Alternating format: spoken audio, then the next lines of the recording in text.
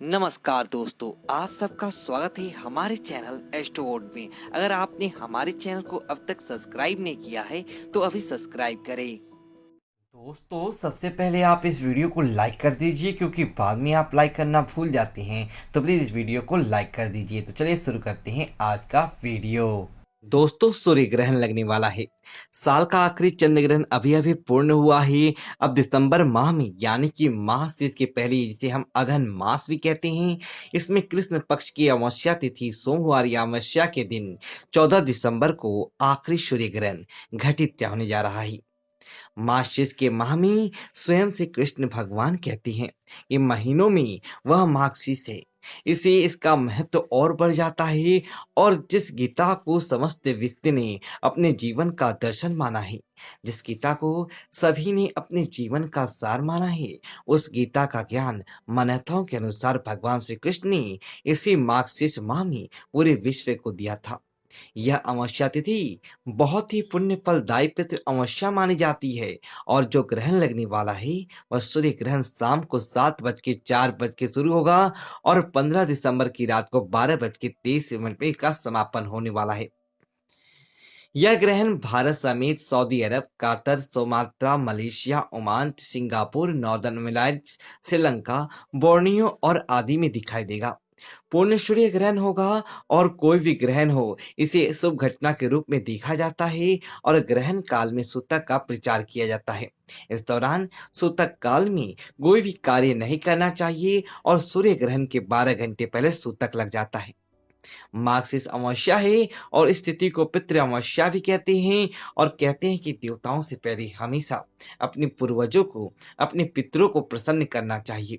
इसलिए इस दिन पितृ को याद किया जाता है। जिस प्रकार से आप साथ में पितृ अमावस्या मनाते हैं, इसी प्रकार से यह बहुत बड़ी अमावस्या होती है।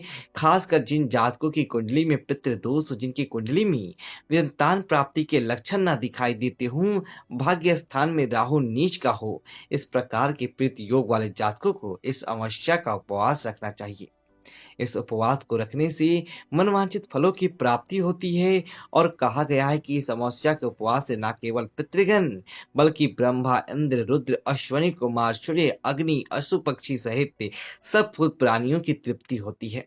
इस दिन पितृ के निमित्त धूप ध्यान करना चाहिए। गाय के गोबर से कुंडली योग निपण करने से गुड़ और घी और खीर से अपने पितरों को धूप अर्पित कीजिए। उनके नाम का दान करें, ब्राह्मण को भोजन कराएं। और इस दिन पितरों का दर्पण करने से उनकी आत्मा को मुक्ति मिलती है, कुंडली में मौजूद पितृ दोष खत्म होते हैं। शाम के समय पितृ को याद करते हुए घर के ईशान कोण में यानी कि north east corner of the house में एक दीपक सर जलाना चाहिए। ऐसा करने से सिर्फ पितृ ही नहीं बल्कि लक्ष्मी माता भी प्रसन्न होती है। और जो दिया आप जलाएंगे वो थोड़ी सी केसर उसमें डाल लीजिए। केसर नहीं है तो एक चुटकी हल्दी डाल दीजिए और रुई के स्थान पर लाल कलावती की पाती का प्रयोग करें। ऐसा करने से घर में सकारात्मक ऊर्जा का वास होता है, नौकरी हो, व्यवसाय में तरक्की होती है। और प्रत्येक अमावस्या की भांति मार्गशीर्ष की अमावस्या पर भी पितृतर्पण जरूर करना चाहिए। इस दिन आप जो भी काम करती हैं, पूजा पाठ करती हैं, पितृ की नियमित आत्मा को शांति मिलती है, उनका आशीर्वाद प्राप्त होता है। चाहे आप पिंडदान कीजिए, चाहे तर्पण कीजिए या फिर व्रत रख के आप उनका पूजन कीजिए, कुछ ना हो सके तो दक्षिण मुखी होकर एक लोटा जल अपने पितृ के नाम का ओम सर्वविद पितरो नमः नमः ये बोलते हुए घर में धूप जलाइए। दोस्तों आप देखेंगे बहुत सारी समस्याओं का अंत होगा, जीवन में सुख समृद्धि आएगा। और बताने की जरूरत ही नहीं है कि सोमवती अमावस्या है। सोमवती अमावस्या का क्या महत्व है। स्नान हो, दान हो, सभी के लिए सोमवार का दिन वैसे भी भगवान शिव का माना जाता है। और इस दिन अमावस्या आ जाए तो चमत्कारी बन जाता है। इस दिन विवाहित स्त्रियां अपने पति की लंबी आयु के लिए व्रत भी रखती है। और पितृदोष, काल सर्प दोष के निवारण के लिए भी पूजन किया जाता है। जो भी करती हैं बिगड़ी काम बनते हैं। और महाकाल यानी शिव की पूजा करनी चाहिए। शिवलिंग पर कच्चे दूध, दही, इसे आपको अभिषेक करना चाहिए। कुछ ना हो तो ओम नमः शिवाय, ओम नमः शिवाय, ओम नमः शिवाय ऐसा बोलते हुए आपको एक लोटा जल कम से कम शिवलिंग पर जरूर अर्पित करना चाहिए। आप देखेंगे आपके सारे बिगड़े काम बनते चले जाते हैं, गरीबी दूर हो जाती है। इस दिन आपको पेड़ पौधों की भी पूजा करनी चाहिए। तुलसी का विशेष स्थान है हमारे जीवन में। तुलसी माँ की 108 परिक्रमा इस दिन शाम के समय में दीपक जलाकर करती है। अमावस्या तिथि है, लक्ष्मी महालक्ष्मी की तिथि है, तो आप करने से आपके जीवन में धन संपत्ति का वास तो होता ही है, साथ ही किसी भी प्रकार की घर में नकारात्मक ऊर्जा हो वो दूर होती है, सकारात्मक ऊर्जा का वास होता है और साथ ही साथ माता लक्ष्मी आपके घर पधारती है। ऐसे तुलसी ही नहीं, कल्प वृक्ष यानी कि इस दिन पीपल के वृक्ष की पूजा कर परिक्रमा करने से भी घर से दरिद्रता दूर होती है। पीपल में सभी देवी देवताओं का वास किया गया है। परिक्रमा करने से भी पूजित हो जाती हैं, मान सम्मान की प्राप्ति होती है, पार सुख संपत्ति की प्राप्ति होती है। पीपल भी ना मिले तो गौ की परिक्रमा करें, गौ का पूजन करें, गौ को भोजन कराएं। चींटियों को आटा डालिए। चींटियों में भगवान विष्णु का वास बताया गया है और इनको आटा डालने से हर प्रकार के संकट से मुक्ति मिलती है। हर रोग, आप चींटियों को, चना मछलियों का आटा डालती हैं तो राहु केतु के दुष्प्रभाव से भी मुक्ति मिलती है। सोमवती अमावस्या है, इस दिन गरीब हो, जरूरतमंद हो, भोजन हो, कंबल हो, ठंड का समय है, दान करें। और भगवान शिव की वहां नंदी को अगर कहीं से दिखते हैं आपको तो हरा चढ़ा इस दिन खिलाना चाहिए। इससे एक तो शनि दोष का प्रभाव कम होता है, पितृ की आत्मा को शांति मिलती है और घर में सुख समृद्धि का वास होता है। दोस्तों, इस ग्रहण के बाद 15 दिसंबर को धनु संक्रांति भी है, जब सूर्य देव मंगलवार के दिन धनु राशि में प्रवेश कर जाएंगे और इस राशि में 14 जनवरी यानी मकर संक्रांति तक रहने वाले हैं। और सूर्य ग्रहण को एकांत की नजर से भी देखा जाए तो एक सिर्फ नॉर्मल घटना मानती है, जिसे कहते हैं कि आप फिल्म के साथ देख लीजिए। लेकिन आपको बताएं, जब ज्योतिष की बात करती है तो ज्योतिष में विषय विशेष नहीं, ग्रह नक्षत्र विशेष देखा जाता है और इसका असर अगले 6 महीने तक सभी के जीवन में पड़ने वाला है। दोस्तों, सावधानियां लास्ट ईयर मैंने बताया था जब पूर्ण सूर्य ग्रह हुआ था, आने वाला वर्ष कितना खतरनाक होने वाला है। और देखिए, सभी ज्योतिषों ने बताया था इस चीज को, ये कैलकुलेशन होता है ज्योतिष में कि खतरनाक साल है और कोरोना ने किस तरह से पूरे विश्व को उथल पुथल किया है। आने वाले साल के बारे में बहुत असर पड़ेगा, आपको बताऊंगा। और सावधानियां रहें, बुराई नहीं है, सावधानी रखने में छोटे छोटे उपाय किया करें। इस दिन मंदिरों के कपाट जब सूतक लगता है तो बंद किए जाती हैं और ग्रहण के शुभ प्रभाव से बचने के लिए गंगा आदि पवित्र नदियों में डुबकी लगाई जाती है। मंगल अनुष्ठान नहीं होते हैं और जब ग्रहण समाप्त हो जाता है तो गंगा जल से घरों और मंदिरों और मूर्तियों को शुद्ध किया जाता है, ताकि ग्रहण के शुभ छाया से सारा घर दूर रहे। और दोस्तों, विशेषकर गर्भवती महिलाओं को ध्यान रखना चाहिए, घर से बाहर नहीं निकलना चाहिए, चाकू छुरी नुकीले चीजें का प्रयोग नहीं करना चाहिए, नहीं तो किसी का सीधा असर गर्भ में पल रहे शिशु पर जरूर पड़ता है। सूर्य ग्रहण के पास स्नान दान और मंत्र जाप स्नान करना विशेष लाभकारी होता है।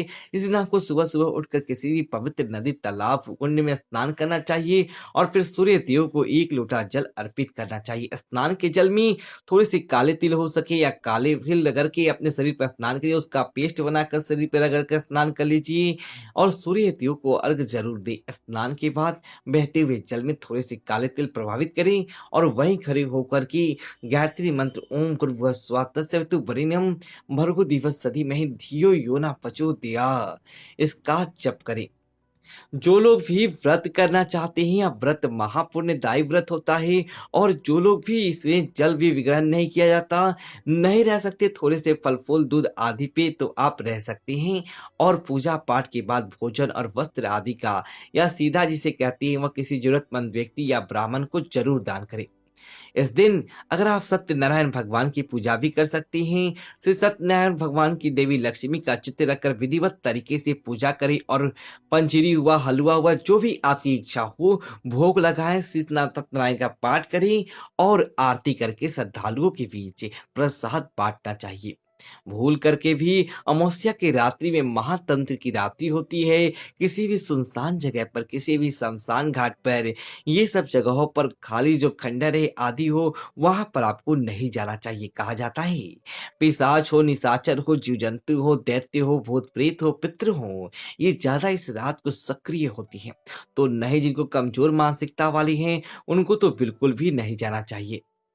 अगर आपको देर तक सोने की आदत है, इस दिन सुबह जल्दी उठिए और सुबह जल्दी जल्दी उठकर अपने घर के मुख्य द्वार को साफ करके हल्दी की जल का छिड़काव जरूर करें।